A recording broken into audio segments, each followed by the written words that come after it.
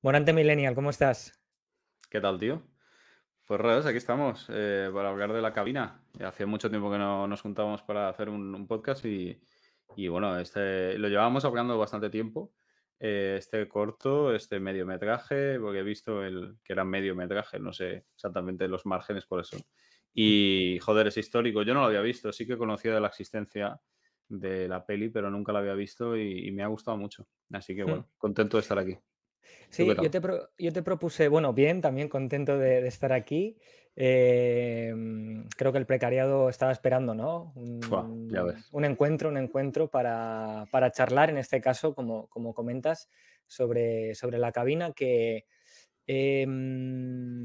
bueno, que es un mediometraje con muchos matices sociales, con ciertas situaciones que dan pie a la reflexión y por eso en su momento comentamos, ¿no?, que sería interesante Mm, traerlo y bueno, pues al fin se ha dado. Yo si quieres voy a empezar con una de las primeras ideas que hace referencia a lo que yo he denominado como la sociedad del morbo, que para mí es una realidad que en la cabina se ve de forma clara, pero que actualmente pues también es vigente, ¿no? Como sí. la ciudadanía, en cuanto sucede algo, se queda mirando, pregunta, quiere saber, se encuentra un poco al acecho de lo que sucede para enterarse, ¿no? Y creo que la cabina es un buen ejemplo, ¿no? Delante de un acontecimiento, este hecho se vuelve de interés público y a partir de aquí, pues, la gente se amontona, e intenta, pues, comentar, hablar, sobre el hecho. Una de las, cuestiones, que te quiero preguntar, y es mi reflexión a este punto, es que quizás lo fácil sea esto, ¿no? Quizás lo fácil sea aglutinarse, hablar, Mm. conversar, realizar hipótesis sobre lo que acontece, pero lo difícil realmente es acercarse y ver realmente qué pasa, entre otras cosas para intentar solucionar el asunto si es que así se da, ¿no? Por lo tanto, Sí. mi pregunta va vinculada a eso, ¿no? Si crees que estamos inmersos en esta sociedad del morbo y si también consideras, ¿no?, que lo fácil es, pues, estar detrás de la valla comentando el asunto, pero no implicarse, ¿no? Y no ayudar a quien Mm. está delante si es que así se tercia. Sí, en la peli sin duda ocurre eso. Llega un momento en que se convierte en espectáculo y entonces la gente, o muy pocos, ¿no? Se atreven a...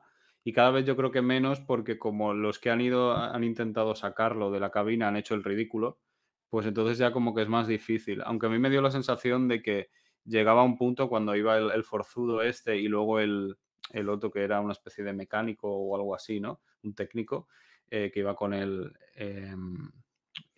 con un destornillador o algo así, Ujú. iban más por su honor, en plan, mira, yo voy a ser capaz de hacerlo que por ayudar a esta persona. A mí, y también a raíz de un libro que estoy leyendo ahora, que me lo regalaste tú, que es el de Dignos de ser humanos, estas situaciones en realidad creo que son la excepción, se dan, ¿no? Y hoy en día lo vemos mucho cuando se graba y han atropellado a un perro o han atropellado a una persona y la gente lo graba o una pelea, pero creo que sigue siendo la excepción. Lo que sí que creo que es verdad es que cuando se establece que lo legítimo es quedarse mirando, es muy difícil romper eso. Entonces, hasta que una persona no rompe esa situación, pues en este caso, hombre, no era algo de vida o muerte. La persona estaba encerrada en la cabina y aún, ¿no? Aunque luego sabremos, luego lo comentaremos, que efectivamente, pues el final es que se muere, ¿no? El tío. Pero Ujú, bueno, ujú. pero en ese momento no. Pero joder, otras situaciones que se pueden dar en el día a día y la gente se queda mirando. ¿Por qué? Porque yo creo que se establece una especie de norma no escrita en la cual lo lícito es no actuar, porque esa persona ya, o ese grupo de personas, y claro, es difícil romper eso, ¿no? Porque es un riesgo grande. Hay un experimento que no recuerdo en qué año se hizo, se simulaba en una biblioteca que una de las salas estaba incendiándose y era una mesa en la que todos estaban compinchados con el experimento a excepción de una persona que no lo sabía. Entonces, esta persona veía cómo salía el humo y el Ujú. resto de la gente de la mesa de la biblioteca no reaccionaba, lo miraba, pero como sin más. Entonces la persona decía, bueno, pues no voy a hacer Ujú. nada porque voy a hacer el ridículo. Y claro, yo creo que eso es uno de los elementos que determina esto, aunque en el cortometraje eso no se ve. Insisto, a mí me ha parecido súper bueno, ¿eh? Pero bueno, no es fiel a lo que creo que sería la respuesta humana en este contexto, a excepción de la excepción, que creo que es lo que nos llega a través de los medios o lo que se viraliza, pero no dejan de ser excepciones. Normalmente las personas irían y sacarían a este tío de la cabina y lo sacarían en un pisplas. Pero la peli lo muestra muy bien porque, y luego pasaremos a hablar, y ya con esto me callo, el hecho de cómo digamos, la poca empatía que hay y cómo se naturaliza este traspaso de dejar de ser uno más y por tanto poder empatizar a ser el otro, a ser externo a la sociedad y a ser pues un mono de circo. Esto lo conecto con la siguiente idea, ¿no? Que es cómo el protagonista vivencia, ¿no? Ese Hmm, convertirse en otro, el sujeto de miradas, ¿no? Eh, y para mí, aquí está uno de los temas más relevantes, cómo este protagonista intenta vivir lo que le acontece, quizá de la manera menos perjudicial para sí mismo, porque como comentas, al fin y al cabo, la ayuda que recibe por parte de los demás es bastante nula, solo en casos concretos y sí, con fines determinados, ¿no? Y fijémonos que esa mirada empática la encuentra cuando se topa con los payasos. Los hmm, payasos como individuos, individuos que se encuentran fuera de los márgenes, es en este punto que puedo encontrar esa alteridad, ¿no? Esa condición de ser otro. No así la ciudadanía, no así a priori estos semejantes, ¿no? Y también a propósito de esto, antes em, lo comentabas antes de empezar el podcast, me comentabas, ¿no? Cómo el protagonista, una vez entra dentro de la cabina, deja de ser un ciudadano para convertirse en un ente sujeto a habladurías, ¿no? A hmm. hipótesis, a burlas, eh, enmarcándose, como comentas, en la deshumanización. Uno de los aspectos que más me ha interesado, que lo veníamos comentando también, es esta rápida degradación, ¿no? En el que pasas a ser pues un padre de familia que era, bueno, se ve que tiene un hijo y lo lleva y lo acompaña al cole, al que coja el autobús del cole, a ser enseguida pues alguien externo a la sociedad, ¿no? Como podían ser estos personajes del circo. Y también evidencia la empatía en un momento dado en que se cruza con otro camión que lleva a otro tío en la cabina, pero claro, es obvio por qué, ¿no? Y es interesante también el aspecto lúdico cuando ya qué rápido pasa de ser pues algo relativamente curioso a ser ya prácticamente pues un espectáculo. Y hay un tío también vendiendo la lotería en un momento dado. También hay uno con globos, que no sé si es casualidad o es que está vendiendo globos, pero bueno, en cualquier caso se entiende la intención, ¿no? Y también es llamativo el chaval aquel que tiene como unos dulces o algo así en una bandeja, los tiene sobre la cabeza, y uno que está detrás, que es más alto, se aprovecha y empieza a coger. Entonces, yo creo que eso lo que quiere mostrar es cómo se está normalizando ya una situación que para el protagonista es excepcional porque es el foco y lo lleva muy mal. En un momento dado se sienta, porque ya está cansado de estar de pie, pero claro, empiezan a reírse más porque es como, bueno, ya se rinde, mira, cualquier situación es graciosa y eso es la deshumanización, ¿no? Del personaje protagonista. Que yo digo, en cualquier caso, me parece que no es lo natural, ¿eh? Aunque en los medios y los vídeos que se viralicen y todo esto nos haga pensar que eso es lo habitual en esta sociedad, pero yo pienso que no, lo más normal es que la gente ayudase y enseguida se solucionase el tema. Pero bueno, el documental en la película nos intenta mostrar esto porque va de eso, ¿no? Ujú. Hay críticos o después de que se emitiese en el año 72, que por cierto causó estragos porque a la peña le empezó a dar mucho miedo entrar en cabinas y dejaban la puerta abierta porque tenían miedo, o sea, es que parece un poco ridículo, pero en aquel momento, joder.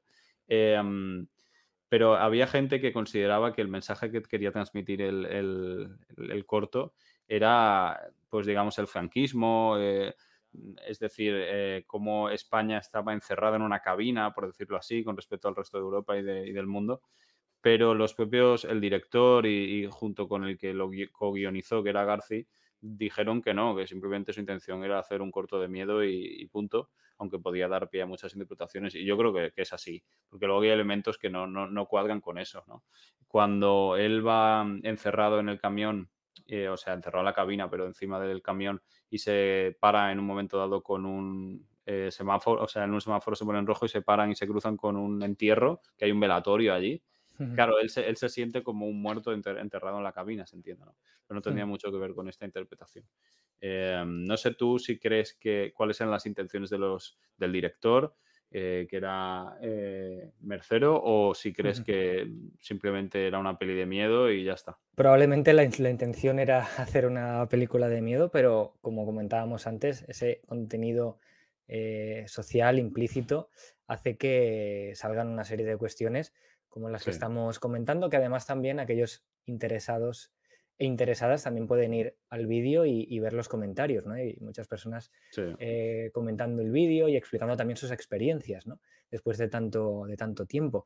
Yo creo que al final lo que intenta crear es una analogía y, por ejemplo, al inicio hay un espejo que se planta Mm, en la plaza y bueno, también puede servir un poco de metáfora, aunque tal y como comentas, no estrictamente, ¿no? Y en relación a lo que decías del entierro, del féretro, que él puede sentirse quizás como un muerto, yo aquí quería destacar el contexto, porque si el protagonista es un individuo vivo que mm, sufre las risas del colectivo, cuando traspasas, sufres las lágrimas mm. de, Sí, es de verdad. aquellas personas de tu entorno, ¿no?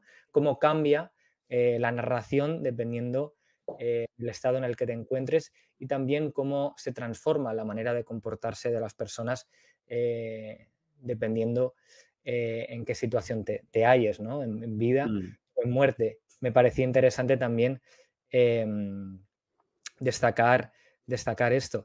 Yo para finalizar, la última cuestión que quería lanzarte y la conecto con la primera, hace referencia a esta mirada del otro, ¿no? Y a propósito de esto, te quería preguntar si eh, las redes sociales consideras que pueden semejarse o pueden mm. ser una analogía a lo vivido en el mediometraje, concretamente Twitter, ¿no? Donde delante de un hecho social todo el mundo opina, todo el mundo comenta, Sí. pero pocas veces, ¿no? Podemos encontrar un relato verídico de lo que sucede o al menos una narración que nos permita comprender de manera cercana aquello que acontece, ¿no? Y destaco Twitter porque me parecía interesante, ¿no? Como metáfora, ¿no? Este cambio de tiempo, pero no así cambio de paradigma, ¿no? Porque nos encontramos, como digo, en Sí. esta sociedad del morbo, ¿no? Donde la gente comenta y opina. Sí, la cabina estaba insonorizada y dificultaba la comunicación muchísimo, y creo que Internet dificulta la comunicación. Yo sé que cuando Internet era algo guay y nuevo, no digo que ahora no sea guay, pero ya no está nuevo, ¿no? Era como, guau, una nueva herramienta de comunicación, que sin duda lo es, porque mira, tú y yo estamos aquí hablando, pero creo que inconscientemente se equipara a una comunicación en persona, y no lo es. Ya lo hemos dicho en alguna ocasión en diferentes podcasts eh, y a la sazón de determinados artículos y libros y ensayos, pero es que es así. Claro, Twitter se parece a la cabina en tanto en cuanto en ambos plataformas o en ambos contextos es difícil una comunicación satisfactoria, y de ahí se derivan una serie de problemas y problemáticas que la gente bueno, es que yo creo que se parte de la asunción por la cual Twitter es un buen elemento de comunicación, y para nada lo es. Creo que genera más conflictos que otra cosa. Sin duda proporciona información, sin duda si tú no tienes ganas de buscar polémica, se puede compartir información de manera muy sana y es muy útil y tiene muchos elementos buenos y positivos, concretamente esta plataforma. Pero creo que muchas veces no es así. Creo que la peli también nos revela un poco, si bien, como digo, yo creo que nosotros, o sea, me refiero a la sociedad, habría ayudado a esta persona a salir en lugar de lo que pasa en la peli, sí que es verdad que la peli muestra muy bien lo que ocurre cuando consideras que esa persona, como ya he mencionado, es otro, no pertenece a tu comunidad, por decirlo así. Y eso sí que es verdad que yo creo que los humanos somos muy buenos para empatizar con los que son parte de nosotros, pero para no empatizar con los que están fuera de Ujú. nuestra comunidad. Y pues odiarlos y Twitter es fácil que sea un paradigma de esta facilidad también, ¿no? Internet en general, los foros de Internet. Seguramente por esta limitación de comunidad y de todos estos elementos que en su día estudiamos cuando hicimos el máster de estudios del discurso, allí se explicitaban y la verdad que es que están muy vinculados con esto que decimos.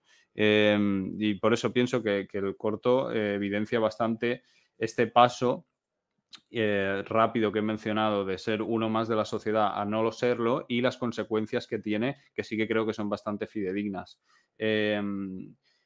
Por otro lado, yo para acabar te planteo, al final del documental se ve cuando el camión entra y la cabina va encima en esta especie de nave o de... sí, supongo que era una nave que en aquel momento quizás parecía futurista, a día de hoy no lo parece, pero quizás en aquel momento sí, con aquellas cintas, aquel imán gigante que mueve las cabinas y las lleva pues al almacén donde están todas las cabinas llenas de cadáveres, ¿no? Creo que aquí lo que se quiere mostrar, o al menos la sensación que a mí me ha dado, por un lado, es esta deshumanización que todo el cortometraje intenta mostrar, pero aquí de una manera mucho más explícita, porque solo se ve un operario en determinado momento moviendo la cinta, pero no habla o sea, ni interactúa en ningún momento con el prota. Y todo es muy mecánico, ¿no? Hay cintas, hay imanes, hay vehículos, hay cabinas totalmente pues sin vida, todo lo que le rodea es... Y yo creo que con esto se intentaba de nuevo mostrar una vez más esta deshumanización y el desasosiego y la soledad del protagonista, ¿no? Porque los únicos que tiene allí con los que puede empatizar en ese último momento de su vida son putos muertos. En relación, a raíz de lo que comentas, destacaría la música del Sí, final, es verdad. que te transporta, bueno, a eso, ¿no? Que seguramente quería el director, que era Mm. ese mediometraje de miedo y te transporta a la angustia. Si quieres, dejamos aquí el podcast. No sin antes recordar que aquellas personas que quieran seguirnos lo pueden hacer a través de Instagram, también en nuestra cuenta de Twitter. Saber que aquellas personas que quieran leernos lo pueden hacer a través de el blog Morante Millennial y sociologismos.com. Y nada, nos citamos para el próximo podcast. Que vaya muy bien. Que vagi molt bé. Ciao.